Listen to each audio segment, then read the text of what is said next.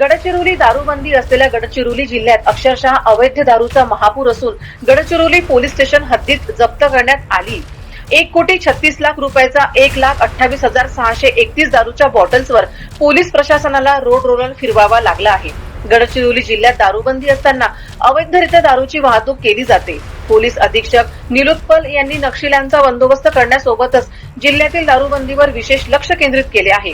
एकट्या police station Gadchiroli अंतर्गत 2017 ते 2023 या 6 वर्षाच्या कालावधीतील दाखल एकूण 510 गुन्ह्यामधील 1,79,79,336 रुपयाचा जप्त करण्यात आलेला मुद्देमाल रोड रोलरच्या सहाय्याने नष्ट करण्यात आला आहे। दारूबंदी असलेल्या गडचिरोली जिल्ह्यातील हे वास्तव असून जिल्ह्यातील इतरही तालुक्यातील पोलीस स्टेशनमध्ये पकडलेला अवैध दारूचा साठा पडून आहे।